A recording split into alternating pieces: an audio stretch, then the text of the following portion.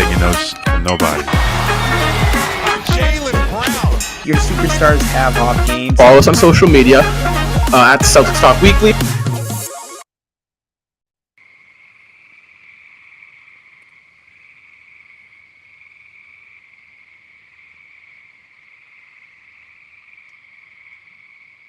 Are we good?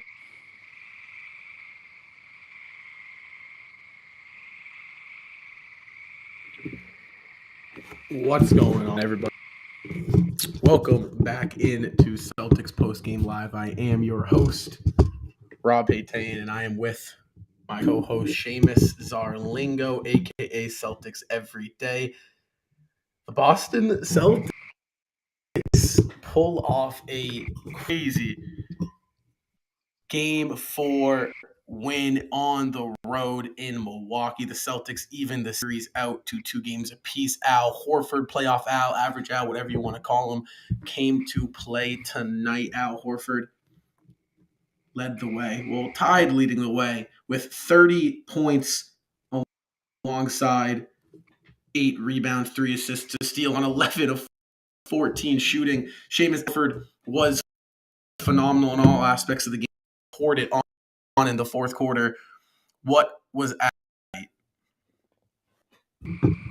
That Kemba Walker trade is looking pretty good right now from last summer because the Celtics simply do not win this game without Al Horford. And the performance he had tonight was easily, by far, in the moment, for his age, the best performance of his career. I'm sure there are some Hawks fans out there that might argue that point, and obviously he's had some performances with the Celtics in the past that have reached this type of level. We think of Game 7 against Milwaukee a couple of years ago, but tonight, I mean, the fact earlier in the game, Giannis dunked on him, and he, we saw it on TV, kind of noted it in his head there, and then came back on the other end of the floor, slammed it down on him. That was the moment you knew Al Horford was on another level tonight. He was on an all-star level, an all-NBA level. He played the best game of his career in a game the Celtics absolutely needed on the road. If they would have lost this game, the series would have been over. Milwaukee, I don't know if they win in 5 or 6, but Giannis and the Milwaukee Bucks are not losing 3 games in a row to close out a series. And the Celtics, they needed this win tonight. It was the biggest game of the year thus far. And Al Horford, this might be his last chance at a ring, steps up in the biggest moment and pulls through. Jason Tatum as well, and other guys on the team as well. This was one of the most resilient games out of the Celtics we've seen this whole season, which is crazy to say because they've had so many resilient moments already. But this game tonight, this was the pinnacle. Still have a lot more to go. The series is tied up 2-2 now. It's a 3-game series. Of course, after that, if we have the Eastern Conference Finals and then the Finals, if we win this series, those are going to be huge series. But up to this point, this is the best win of the season for the Celtics by far. By far. Huge dub tonight. I mean, it kind of felt like third quarter, end of the third quarter. At least this is what I was thinking. I was thinking, oh God, here we go again. Like Celtics really can't capitalize. They get it down 2. The lead gets pushed back to 6 to 8. And the Bucks kind of started to run away with it. But I think this shows you that, first of all, like you said, the Kemba Walker trade was an absolute steal. I mean, the fact that Kemba Walker was hobbled on one leg last year, barely, doing anything as Ian joins us here post game. But Al Horford, I'm sure you're not too surprised that that's the topic of discussion as you join us in. But Al Horford really opened the game up for the rest of the Celtics, and I think that's what this team has been looking for. Is someone who that opened the game up for Tatum. That's usually Brown. Brown kind of got it going, and Jason Tatum finally was able to get it going. But I would say Tatum was able to get it going because Milwaukee's attention on defense shifted to Al Horford, and that was just absolutely huge here in Game 4. And for me, at least, I was all ready to call this series a wrap at the end of the third quarter. I thought the Celtics were going to fold. And, Milwaukee's championship pedigree was kind of starting to show there. But Boston came out, they took the punches, they threw them back, And, I think if there was a moment to describe how the Celtics team is feeling right now, it was the fourth quarter with right around a minute left. Brown was going up for a dunk, and Giannis went up to go swat him, and Brown didn't really necessarily like what Giannis did. And Giannis was trying to pat him on the back, and Brown kind of flung his arm off him and said, get the hell out of here. I'm not about that. And, some big fight. But Ian, how you feeling? Game 4 win, tied 2-2 going back to Boston for a Wednesday night at TD. Al Horford is the greatest player to ever touch a basketball of all time, I swear. Al Horford is absolutely insane. We said we wanted to trade him at the trade deadline. That's hilarious to think about in hindsight. Al Horford literally saved the Celtics in this game because without him, we would not have won this game. Jaylen Brown was in foul trouble. Jason Tatum had a rough shooting to begin with, and Al Horford literally kept us in this game. And, I mean, what else more do you have to say? This is Al Horford's best game he's ever played pretty much in his career. I mean, in the playoffs, at least. This was just in the playoffs, it was just unbelievable to watch. I've never seen Al Horford take over a game like that. And, I mean, we just have to give all the credit in the world to him because he was absolutely insane tonight. Yeah, and I think, Seamus, real quick here, I think that's what the Celtics needed, shot making. The shots have been there. They've been getting a good amount of looks all series long. They just have to start making them, and Horford has done a great job at just standing still and knocking down some big shots on all levels of the court. Yeah, Milwaukee's been giving Al Horford his opportunities this entire series, and tonight, Game 3, we saw it a little bit. He burned them 22-16-5 that game. But tonight, this was really the pinnacle of him burning the Milwaukee Bucks. And moving forward, I don't expect Al Horford to have another game like this. But if he can keep up this kind of pace against Milwaukee, that's a huge advantage for the Celtics. And you just got to think, too, of how big this performance is, considering the circumstances. It's a game on the road. It's a must-win game, essentially, to not go down 3-1 against the defending champions. You have to win this game in the playoffs, in the semifinals. We think about the NBA Finals. Typically, sometimes the NBA Finals is played out in the semifinal round. And so that's on the line tonight. And you culminate that with the fact he's 35 years old and his running mate and Rob Williams at center was out tonight. And Al Horford picked up that slag for Rob and ultimately carried the Celtics, especially late in that game. And that's exactly the moment in which you want to see that type of resiliency out of players.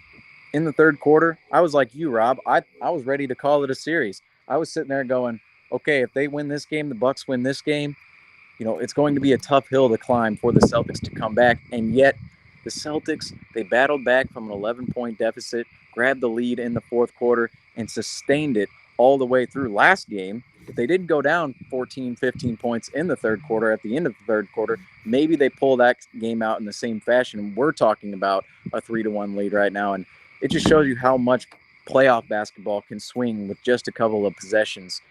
And tonight, that was the greatest example of the Celtics doing that, maintaining themselves late in the fourth quarter behind the veteran leadership and the veteran play of Al Horford. I cannot say enough good things about Al tonight. I cannot believe he's back. I cannot believe he had this performance in the playoffs, and I cannot believe he's performing at this level at this age right now. 35, I want to say he's probably the 15th or 16th oldest player in the league right now. If you just look at all the ages, the fact he was able to do this on the road against the Milwaukee Bucks, just extraordinary. Yeah, Man. We saw some of that in Game 3. Like, it was still being big, and that third game, it just kind of felt like the Celtics were never able to they were just fighting back for all that fourth after going down, 15-13 in the third. But I mean, Al, this is huge. Like Bro. you said, I can't say it enough. What's up? Honest and truthfully, when Al Horford dunked on Giannis, that was probably the craziest I think I've ever reacted this entire series. I went to games 1 and 2, and I don't think I got that hyped when I saw Al Horford dunk on Giannis. Because if you remember, Giannis was talking crap before in like the Al second said, quarter okay, when he dunked. okay, I was like, yeah, all right, let me show yeah. you something. Let me show you something. And he just wound back and oh So man. I think like I honest to God, so this whole series has kind of felt like it's been the Celtics just kind of getting out Eating muscled themselves. by Brooklyn, but not by Brooklyn. Geez, by Milwaukee. I just feel like obviously shots aren't falling, but I feel like it's Boston's body language is just kind of like, oh my God, these guys are tougher than us. Oh my God, we're not getting the calls, and they're not getting the calls by any means. You know, it's tough to play against a guy like Giannis, as good as he is, and the whistle he does get. It is tough to play a series against that guy, but I feel like what they've been missing is that just little that fight back. They've been getting punched, but their punches haven't always been throwing them back. And I think tonight in the fourth quarter, we finally saw the Celtics and more specifically Al Horford kind of go up there and stand like, we're not going to let these guys do this to us. And I think that's what was so important. Al Horford was not going to let the Milwaukee Bucks just walk all over the Boston Celtics. He was making shots. He was playing good defense. He was getting in others' face when they were coming at him. And I think in the playoffs, on the road, you have to match the other teams in the other arenas, intensity. And the Celtics didn't really do that in game 3. In the first 3 quarters of game 4, they kind of held their ground for most of the game. But when the going gets tough, the tough get going. And we saw the tough get going in Al Horford tonight. And it was a big time win for the Celtics. And like we said, guys, the series is just, the energy has shifted just like that. At the end of the third quarter, we thought to ourselves, oh God, can we just maybe not lose this in 5? Can we push this, extend this to 6? But now we're sitting back thinking we got 2 out of the last 3 games at home. We got a game 5 back at Boston, coming off of a huge win. Tatum got going, Smart got going, Horford got going. You're coming back. Hopefully, we got Rob Williams back. Ime did say he should be fully expected to play in game 5. So it's just a huge. I mean, what else can you say? I mean, what else can you really say? Just an overall huge win for the Celtics. I mean, Yeah, there's like I really not said- much more to say. It's really not.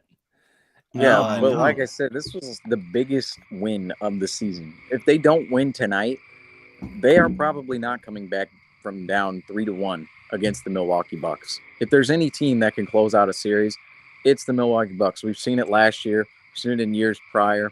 And right now, the only thing that I would take away from this game as a negative was late in the fourth quarter. Our fourth quarter was dominant, 43-28, right?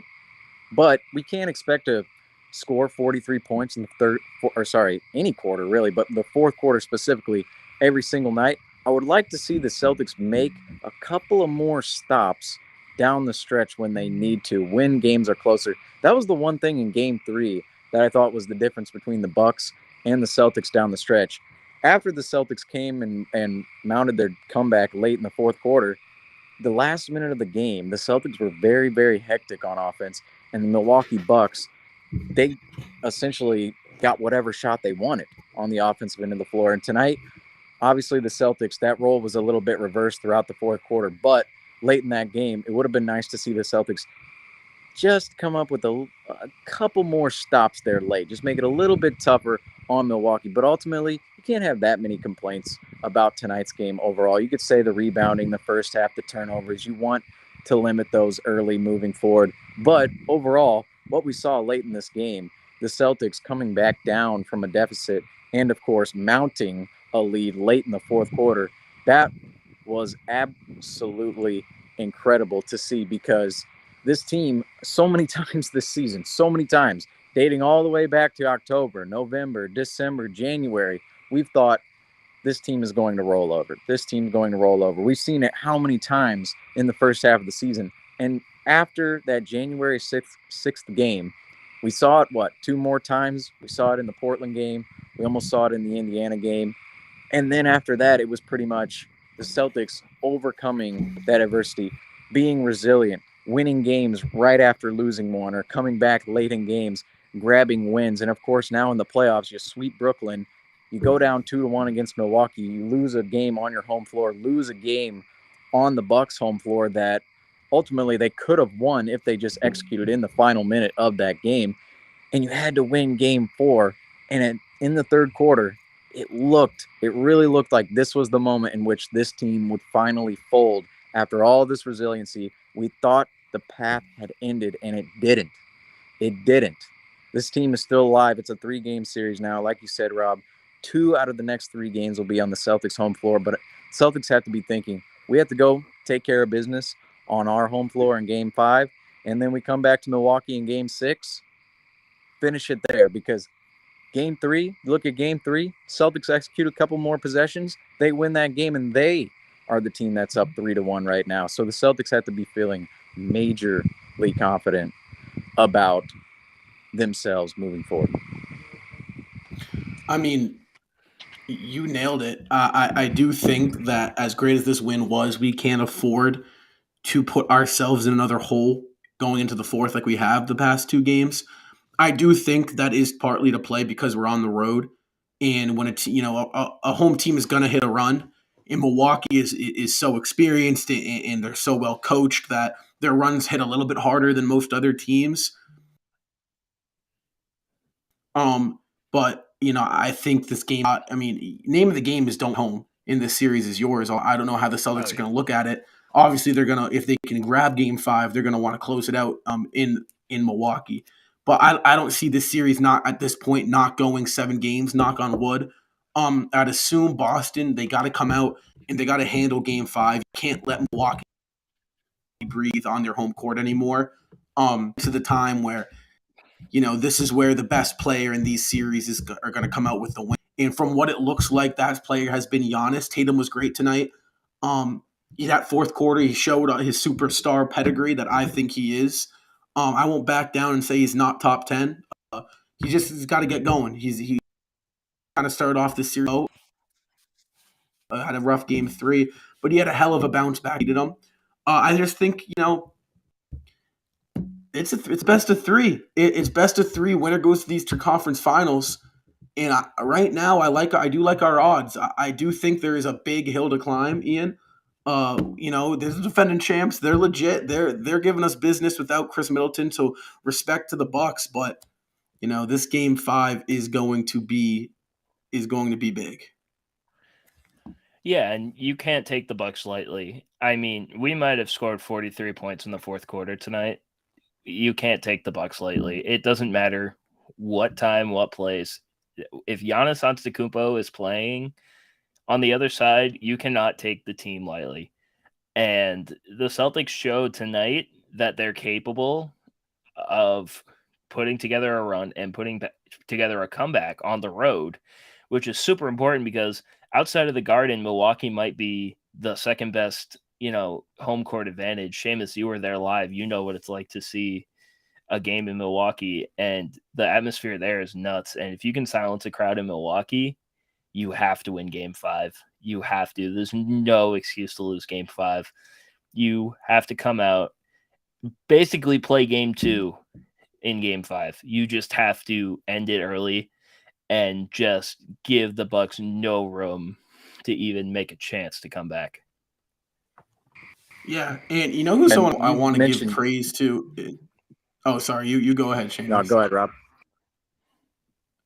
All right, so someone I just want to quickly give, praise and love to is these past 2 games, Derek White. The first 2 games, I was starting to question, his defensive impact is there. It shows up on the plus minus, but offensively in a series against the Bucks where, they're going to target our 2 best players and they're going to look to suffocate Jalen and Jason, you kind of need someone else to let off the steam a little bit and let Tatum and Brown breathe and open up the court. It's been Al, but Derek White's been huge with 14 and 11 in the past 2 games off the bench. That's exactly what we're looking for, Derek White. A very efficient 10 to 15. He gave us 11 points on 4 of 6 shooting, 2 of 2 from the line, 1 of 3 from deep. He was a plus 18, which is second highest on the team tonight. So, I really got to give love to Derek White and what he's been able to do in these past 2 games and scoring efficiently in very few shots for the Celtics. Yeah, I said it after either game 1 or game 2, whatever game that Derek White scored 0 points in. No one should worry about Derek White scoring because we see like these last 2 games here. If you get a performance like that out of Derek White, it's extra on the table and it makes a big impact. Otherwise, he does the other intangible things that you want him to do as a player. He's a tremendous defender, super versatile on that end, one of the best on ball defenders we have on the team overall. And offensively, he's a ball mover.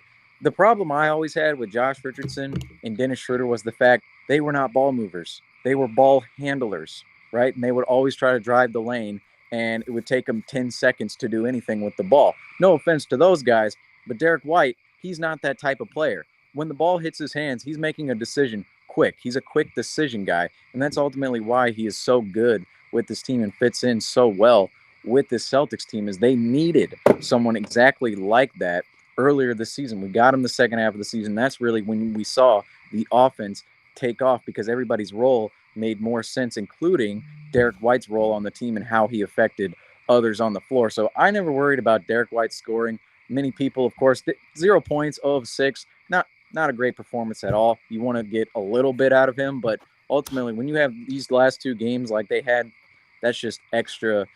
That's extra cream on top of the ice cream.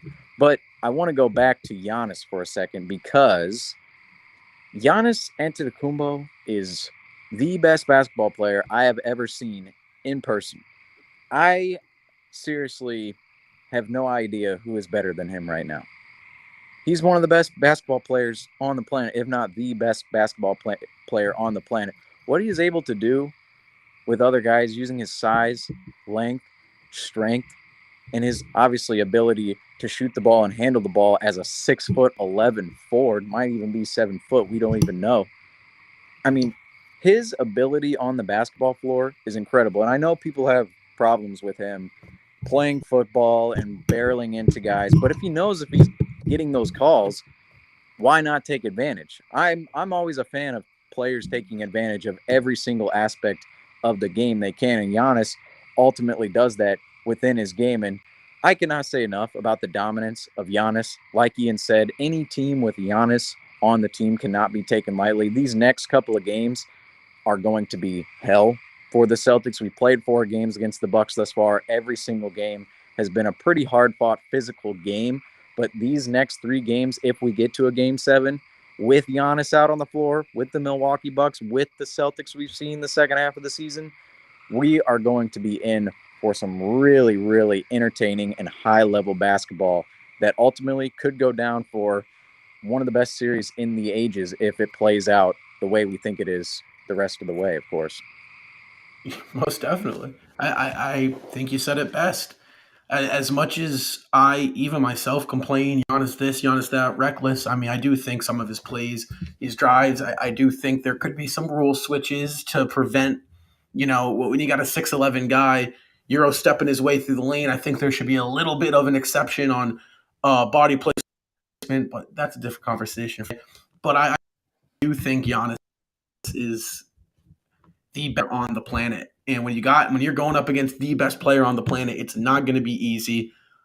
He can pass, he can drive, he's a phenomenal defender, he's lengthy, he's athletic, he is the Greek freak, and he is the defending NBA champion. He's a 2-time MVP, a 1-time Defensive Player of the Year, Finals MVP. He has this, like I tweeted this out. If you're not following me on Twitter, go do that. I tweeted this out. I said, down to 1 in the defending champs against the MVP. This is the biggest test possible. You don't have a bigger test than this, and the Celtics came out on top, and that's what's important. And man, Hey I'm just guys, so guess happy. what? What's up? Guess what? We're back in the weight room. I saw that. We're back. We're back. We're back Playoff in the L, weight baby. room. Playoff L. Oh man. Listen, whatever gets the job done. But for Celtics Postgame Live, kind of a not too quick, but a little quick overview. Game 5, I was doing it a lot more in depth, a lot more to talk about. We'll kind of know exactly where this series is going and what to expect. But the Boston Celtics came out and did their job. They stole 1 out of 2 games on the road in Milwaukee. Al Horford leading the way for the Boston Celtics with 30 points, 8 rebounds. Jason Tatum also got back into his superstar form, giving the Celtics 30 points as well, along with 13 rebounds and 5 assists as the Celtics take down the Milwaukee Bucks 16-108. We will have you covered in next game on Wednesday at 7:30 that you can watch that on TNT. That will be at the TD Garden, and we will have you live after the final. I'm your host, Rob, and I'm with host Seamus Zarlingo and Ian Angelo. We'll catch you guys next time.